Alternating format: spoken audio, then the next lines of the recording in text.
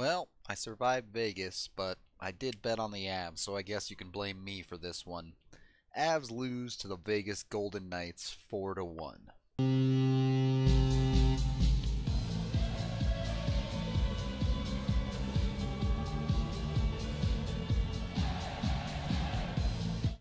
Before we get into the game, I do just want to say that T-Mobile Arena is fantastic. I really like the layout of it. There's not a single bad seat in the house, and the atmosphere all game long was absolutely electric. The vast majority of Vegas fans that we ran into there were great. We got to talk a lot of hockey with them, and they were pretty happy to have a team at all, not to mention that they've now clinched a playoff spot. So it was really fun, and I had an absolute blast there. On to the game itself, the first period was probably the Avs' best, despite no goals being scored either way in that one. They outshot Vegas by more than double in the first, and they really did spend a significant amount of time in the offensive zone. What little time they did spend defensively, they were doing a very good job of forcing Vegas to the outside and limiting them to weak shots, causing Vegas to miss a large number of shots and not putting a lot of a workload on Varley. That wouldn't last to the end of the game, but it was nice while it was working. Both teams took a swing and a miss on the power play in the first, and while the Avs were controlling the play,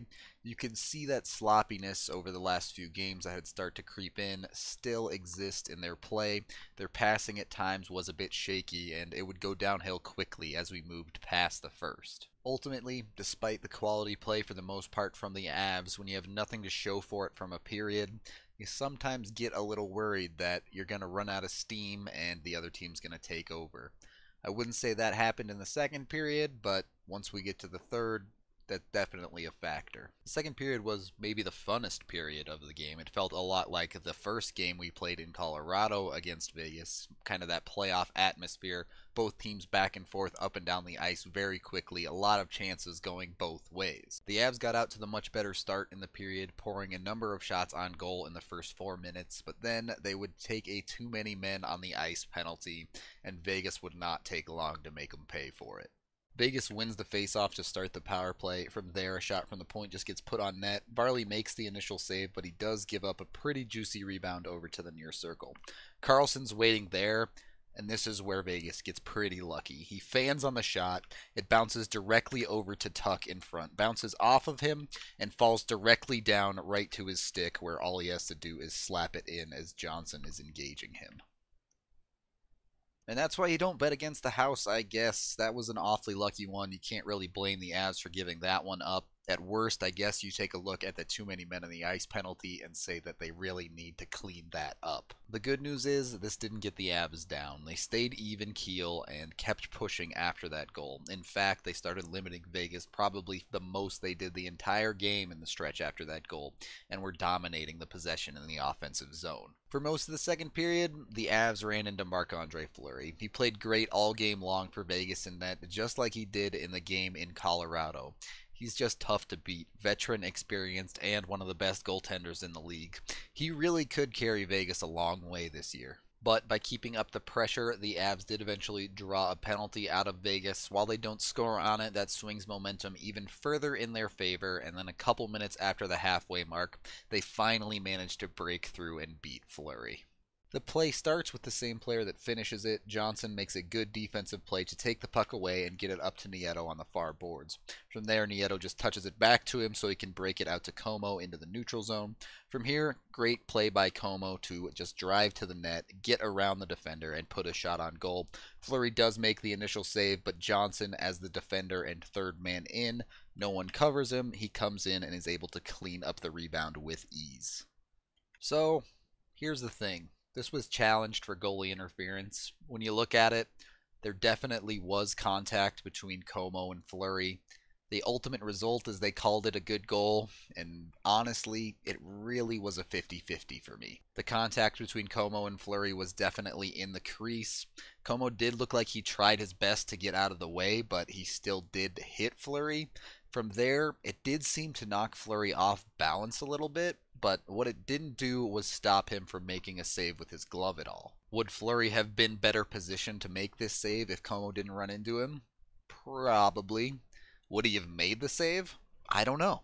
Either way, the call goes our way. Johnson gets on the board, and he's been looking more and more like his 100% self since he came back from injury. Given how tight this playoff race is, we're going to need a lot of 100% Johnson in these final 6 games, so he needs to keep this up. So now you're tied 1-1, you're in a great game here, and you're poised to be able to get some extra points out of Vegas. But it was not to be. On the ensuing face-off after the Johnson goal, in a bit of a weird play, Tyson Jost ends up high-sticking Bellemare right, looks like directly into the eye. There was blood, it ends up being a double minor. Obviously the biggest concern here was the hope that Bellemare was okay, and he did turn out to be alright, so that was good, and clearly there was no intent or anything by Jost, just a bit of an unfortunate contact with the stick to the face. The problem is, that double minor would be the beginning of the end for the Avs. Vegas would reclaim the lead just 35 seconds after the Avs tied it. After entering the zone, Vegas is eventually going to get this puck over to Marchessault on the near side here. Marchessault is going to walk in, and you're going to see a couple of things. First of all, Soderberg out up high near the point here, so he's not able to stop Marchessault from walking in. And Nemeth is kind of going to just put himself in no man's land. He's not going to come out far enough to challenge Marchessault, and he's not going to stay back to cover Tuck, covering the front of the crease. So Marchessault walks in, Nemeth pulls up, giving Marchessault plenty of room to pull the trigger, and Tuck acting as a perfect screen on Varley. Varley's never going to see this puck, and it's just going to go right up over his shoulder. There are drawbacks to every situation there for Nemeth, obviously. With the Avs on the penalty kill, they only have 4 guys out there, so they can't cover anyone. If he challenges Marchessault too hard, maybe Marchessault goes around him, and then he has even more space. If he doesn't challenge Marchessault at all, Marchessault can just walk in and pick potentially an even better shot, but then maybe Nemeth could have moved Tuck. The one he picked, he basically said, I have to block this shot, or what I'm doing is useless. And he failed to block the shot, so Varley got no help. Marchessault didn't really get covered for the shot, and it ended up in the back of the net. Now, obviously, in the heat of the moment, statistics aren't going to be flying through Nemeth's head or anything like that, but he was a 30-goal scorer last year and a 25-goal scorer this year now. Maybe letting Marchessault shoot the puck isn't the best idea. So once again, the Avs getting sent to the box hurts them in this one. Thankfully, they do manage to kill off the second half of the double minor, and they go into the intermission only down 1. And this is a fine spot to be in. Obviously, you would have liked it to be better, especially with how well they played in the first, but you're still very much in this game, and it could be well and easily possible for you to get a point or more out of it. And so, the Avs come out in the third period, and they just look absolutely awful.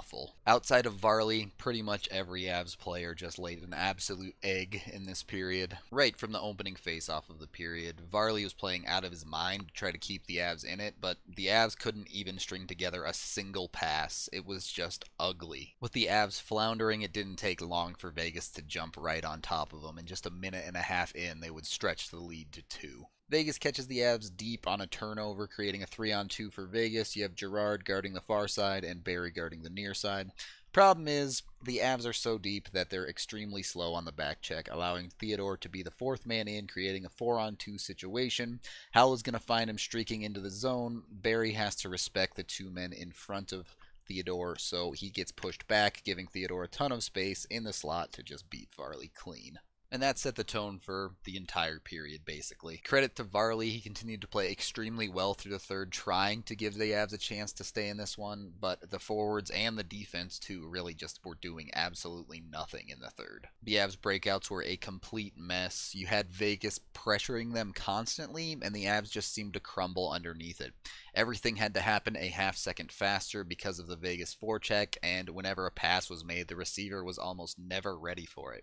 Oftentimes, he wasn't even looking for the pass until it was between his skates. I don't know what it is about the Avs being down 2 in the third period, but whenever that seems to happen to them, they just seem to fall apart. You expect a team down by 2 with less than 20 minutes to go to be playing full YOLO, so I can understand giving up chances the other way, but the problem is the Avs couldn't even break it out of their own zone. They weren't even getting any opportunities to try to bring the game back. They just looked like they were getting straight up dominated. Once you hit about 10 minutes left to go, the Avs got a power play, they would fail to score on it, and from there you knew the game was over, and the rest of it was pretty much just going through the motions. Just to confirm how bad that third period was, with about 3 minutes left, Varley gets pulled, the Avs go for the 6-on-5.